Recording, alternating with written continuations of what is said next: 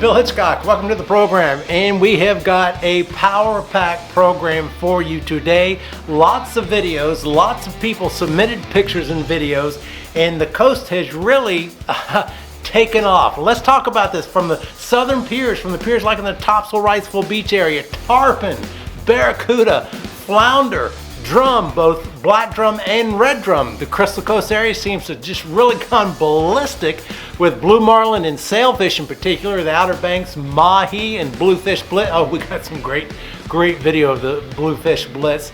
And again, we've got a lot of viewer submitted pictures and videos. Email me, by the way, Bill Hitchcock at mail.com, billhitchcock at mail.com. But now the big news. We've all been waiting for this.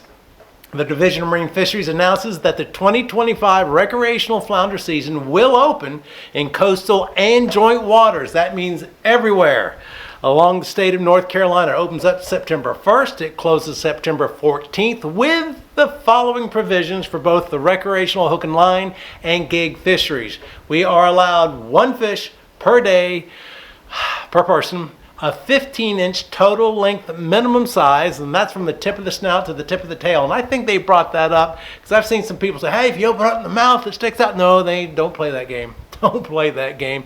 But this little caveat, recreational commercial gear licenses will be prohibited.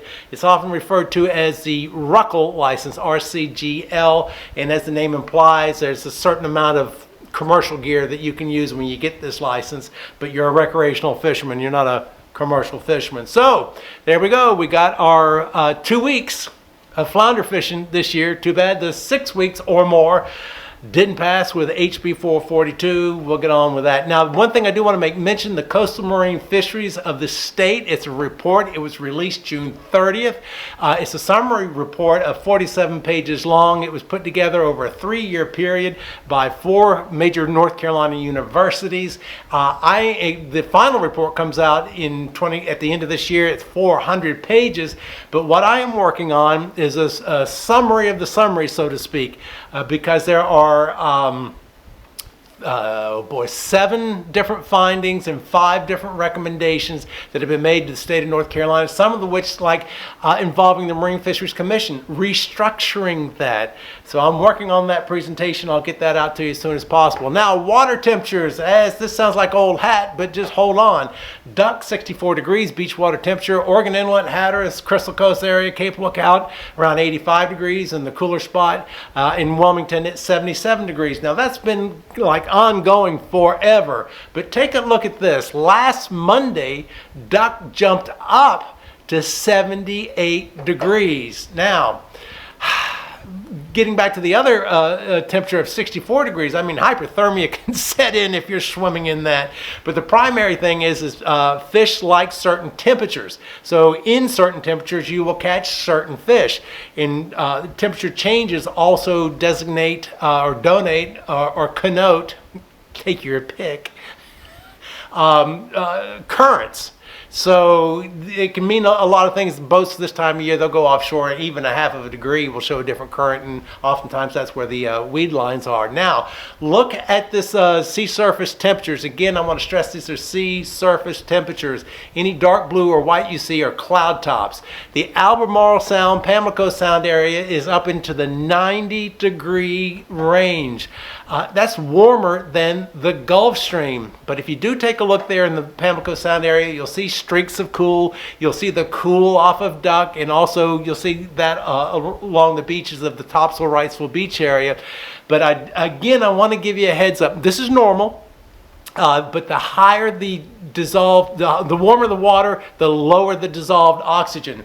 And it'll get to the point where there is no dissolved oxygen in those backwaters and creeks, and fish like menhaden will die, they'll suffocate, crabs will come crawling out of the water, flounders will float to the top of the water to breathe. You'll see peanut shad. It looks like ripples of wind on top of the water, and those little schools of peanut shad, same thing, they can't breathe. So do not be surprised if you hear about fish kills. Usually it's around August, September, that time of year, but we got water temperatures 90 degrees, and it's only going to get warmer. And again, this is normal. Don't you say anything about that global warming mess.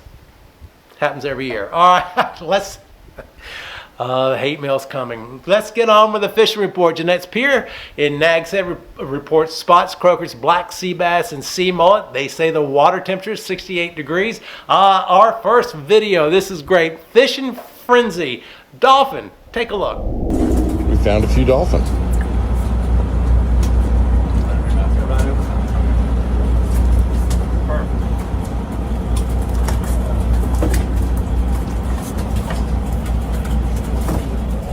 Now, did you notice how slick the waters were? You saw a couple of anglers just kind of standing there with dolphin off on the side. The mate was too busy getting off other fish. But whenever they're called Baylor dolphins, whenever you get it in that situation, the hold one over, keep it in the water because the other dolphin will come swimming on up to it. So that is actually a tactic. They weren't just waiting for the mate to get to them. That's a tactic to school up those Baylor dolphins. So congratulations to those folks. Now, here's an interesting picture out of Wanchese. 4-boat split trip this morning with Captain Bob's Charters. Sounds good charters, OBX, above sea level adventures. We like them folks. Outcast fishing. Look at the speckled trout. And the ones in the foreground, look how fat they are. Those are some fat speckled trout and some good eating. I wanted to show this to you. Kind of give you a feel if you've never gone offshore. I just want to give you a little feel for what it feels like and some of the things you'll be going through because you keep hearing about these weather reports like 40-50% chance of rain. It doesn't prohibit you. But let's go to the Doghouse Sport Fishing as they're going out yesterday morning, what they went through. We just came through the middle of that. The rain doesn't bother me, but I don't like the heat. So, woo! Look what we get to look forward to. We're going fishing. So they just came out of that storm. They're showing the Captain Britton Shackelford was showing you the radar. Then he panned on up and he showed you the sunrise. Fish don't mind getting wet. So if it rains, it's not going to bother them out there. Because again, trust me, they don't mind getting wet. But storms will happen, and it is part of the, well, this time of year, daily occurrence just about. Wanchese Marina, dolphin. Oh, look at this video. Let's go to this video from Game Changer Charters.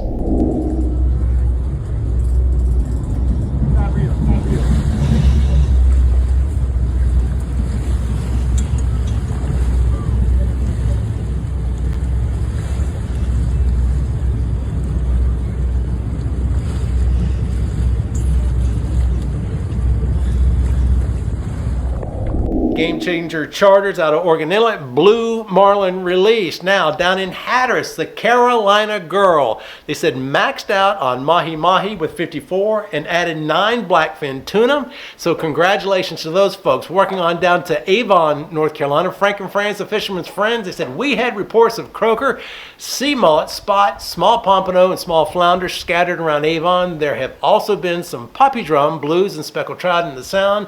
Morning and evening have been best for that. Now, this time of year particularly, think in terms of morning and evening for several reasons. One, it's hot. You don't want to be out in midday and roast your cookies out there. But most fish are sight feeders. So when the morning comes up, they don't eat at night because they can't see. So when the morning they're hungry, they eat. During the day, they're full bellies. They wait till the evening till they got empty bellies to start feeding again. So morning and evening, that's why it's generally speaking. What have I done with my shirt? I guess I ought to look at myself before I come out here. But morning and evening is generally the best time to go fish. All right, spectacular. Captain Rick Scarborough. There's always something going on with these guys. Take a look at this video. Bluefish.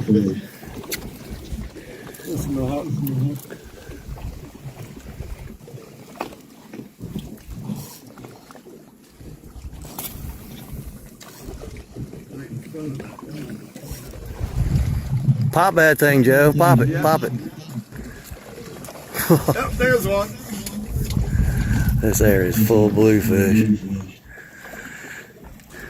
See them all under the surface. Unbelievable. Been this way for half an hour. Another school over there by the albatross boat.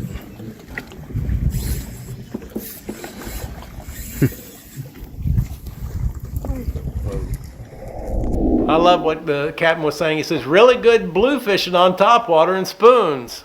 Really good? That's an understatement of the year. So congratulations to those folks. Now, a viewer submitted this, J.P. Stanton on Done Deal Sport Fishing. He said on Monday, this past Monday, we had another fantastic trip with Sean Dunn and the best mate in the biz, Clayton Jones. He says, we caught Almaco jack, blue line tilefish, lesser jack, and when the box was full, we had a school of mahi and even had 3 pompano dolphin.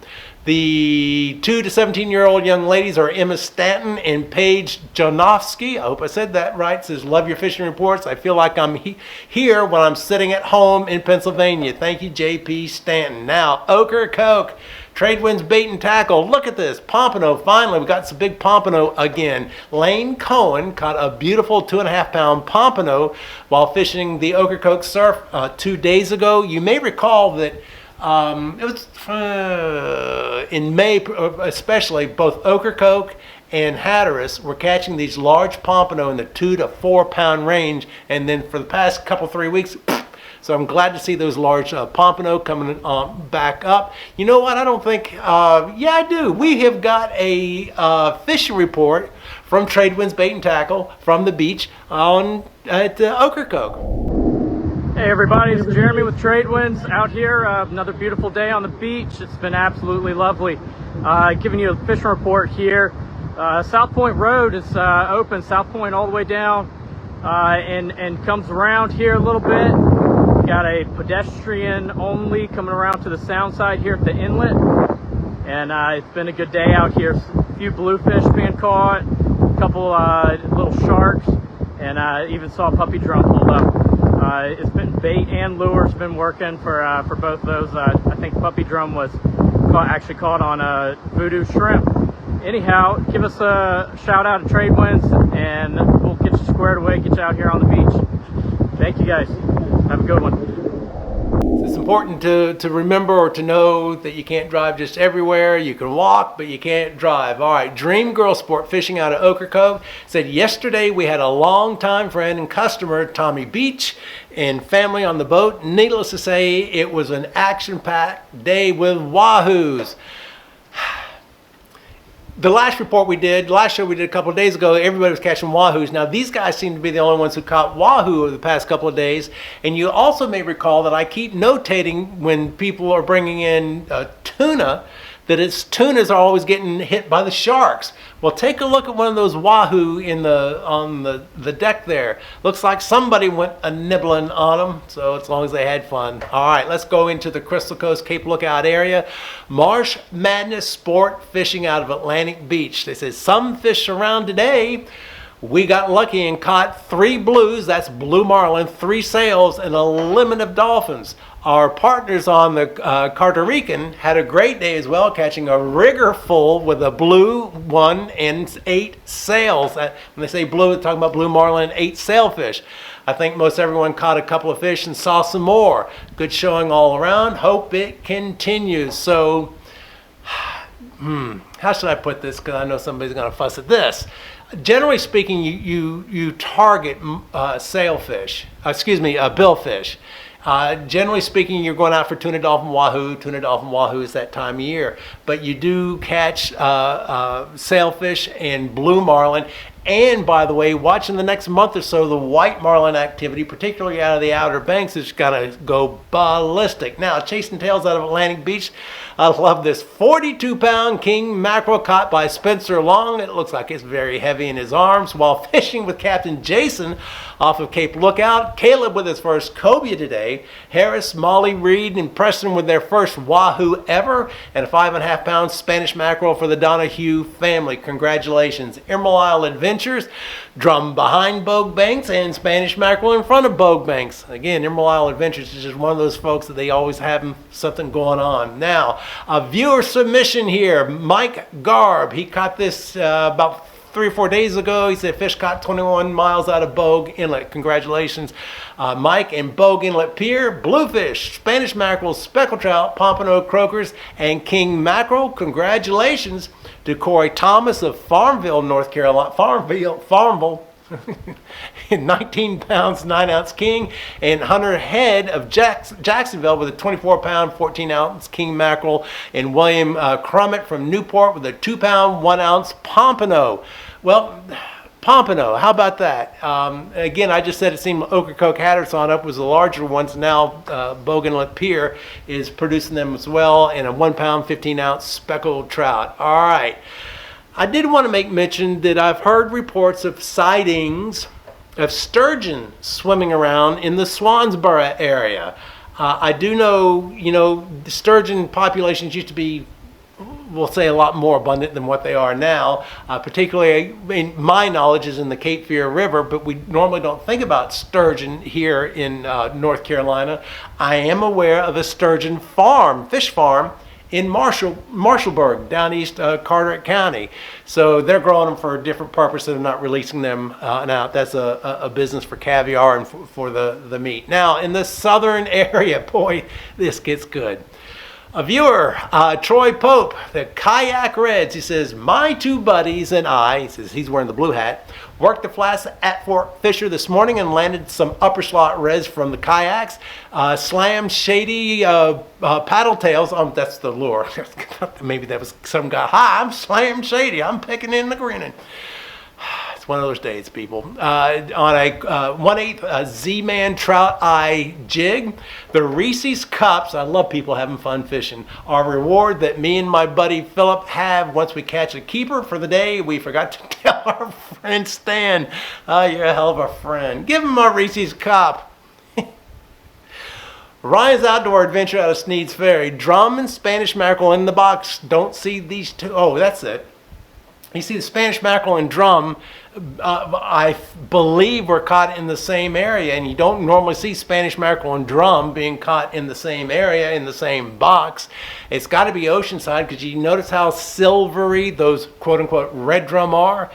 Red drum get silvery when they're in the ocean. They get red when they're in the backwater, so they're evidently Spanish and drum fishing in the general area. Now, this is... I don't know what's going on with those piers down there in the Topsail and Wrightsville Beach area, but they got it going on. Surf City Ocean Pier, Ernie with a 22-pound plus barracuda released alive. In almost every show you hear me talking about why our barracuda just seem to be exclusively down there. Those piers are always catching barracuda, have been for the past month, but notice he released alive. So, which can be difficult to do off of a pier. Obviously, you're, 20 feet up, 30 feet up, you want to flee, and you can either have the big basket net type thing to lift up a fish, or you can have those gaffs. So thank you, Ernie, for releasing that barracuda alive. Seaview Pier, Eric Frames with a tarpon release yesterday. So tarpon have shown up. I don't want to say it's, we're in mid-July. It's about time for them to start showing up. And you're saying, well, why were they in the suds? Why were they in the surf? Well, you're not, a tarpon, I don't know how much that tarpon weighed, well, at least 50 pounds. You're not going to reel that type of thing up. You break everything, bringing it up to the pier and break its mouth. Basically, you got to walk it down to the pier. You got to jump in the suds. You got to grab a hold of it and get your hook out of it and let her go swim for another day. So congratulations to those guys. Johnny Mercer's Pier, a good day fishing for Andy Rivera. Andy Cotton released a 33-inch red drum and a healthy flounder. Both fish were caught fishing with live mud minnows. And by the way, I'll have to show you a minnow trap if you're not familiar with them. And you get them towards the shoreline in the mud, in the grass, not out beyond that range, because you'll start picking up other things like pinfish. But mud minnows have been a traditional bait for flounder. They're slimy, they're stinky, they're strong, they're sturdy, and fish like them, so fish with them. Several drum have been caught over the past few days in that area. Now, a little bit of fun. Fish Witch Charters out of Carolina Beach. Wanted to show this to you. They caught this fish. What is this fish?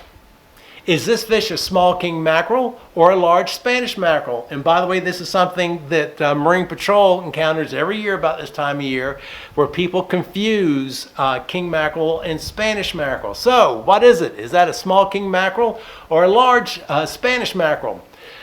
When the lateral line drops at the first dorsal fin, like this. It's a king mackerel. Also, Spanish mackerel have the front part of their dorsal fin is black. And as you can see in that picture, that it's clear on that fish and the dorsal fin drops. So that is a king mackerel. Please know the difference, because again, Marine Patrol is a problem. It's like small cobia this time of year. People catch, small cobia and they don't know what they are, because they do change, the coloration changes for them as they grow. Now the Ocean Crest Pier in Oak Island. Congratulations, Johnny Walker, 6.7 pound black drum. And for some reason, I don't know why, lots of black drum down in that area. And I've also been seeing a lot of footage of sea turtles hatching nests and all from that neck of the woods. And that could probably just mean there's shooting video of them down there and they're not shooting video of them in other places. Now, another viewer, Jake Jacobs from Ocean Isle Beach. He says, yesterday at Ocean Isle Beach Surf, we were catching a lot of small whitings, some spots, and a few small rays and sharks. Finally, the 17-inch trout took the bait. All were caught on fresh shrimp. My daughter and son came down today, and the only thing taking the shrimp were pinfish. However, on the cut bait pole, we had 2 stingrays we pulled to the beach. Afterwards, the reel sang out. And again, I let my son battle this one. It was a 5-foot shark that we landed. All were returned back to the deep unharmed, and so enjoy there. Thank you for sending in the videos and pictures, everybody. Email me, billhitchcock@mail.com, billhitchcock@mail.com. Send in your videos, your pictures, your fishing reports. Anybody can do it. You can be a first-timer. You can be a charter boat captain, a guide, a bait and tackle shop, a pier. Just send it on in. We'll get that out to you. Also, how-tos. If you got any type of rig or lure or whatever you want to show off, please do that. Going crabbing, going shrimping, anything. The only premise of this show is that it has to be saltwater related. All right, this weekend looks like there's about a 40%, 50% chance of rain up and down the coast of North Carolina.